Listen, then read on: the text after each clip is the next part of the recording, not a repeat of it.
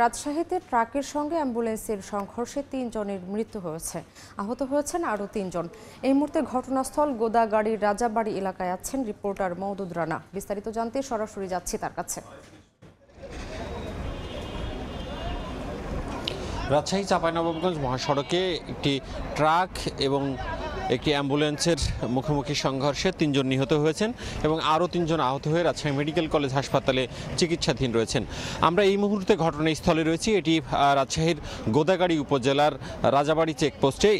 এখানে মূলত যে দুর্ঘটনা কবলিত অ্যাম্বুলেন্সটি সেটি ফায়ার সার্ভিস সরিয়ে নিয়েছেন এবং পুলিশ এখন এখানে যে দুর্ঘটনা কবলিত ট্রাকটি রয়েছে সেটি সরিয়ে নেওয়ার চেষ্টা করছে।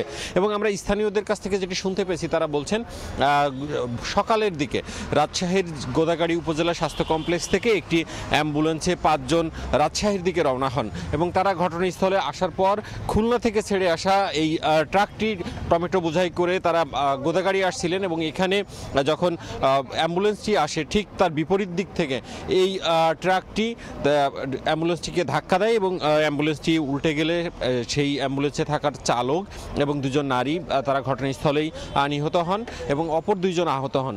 স্থানীয়রা নিহতদের উদ্ধার করে রাজশাহী মেডিকেল কলেজ হাসপাতালে পাঠিয়েছেন এবং একই সাথে যে ২ জন আহত ছিলেন তাদেরও রাজশাহী মেডিকেল কলেজ হাসপাতালে পাঠিয়েছেন। আমরা কথা বলেছিলাম রাজশাহী মেডিকেল কলেজ হাসপাতালে চিকিৎসকদের সঙ্গে।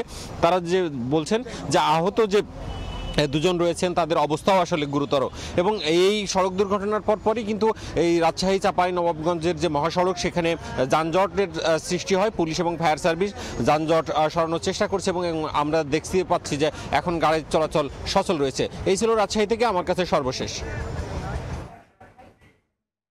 সরাসরি যুক্ত ছিলাম রাজশাহীতে।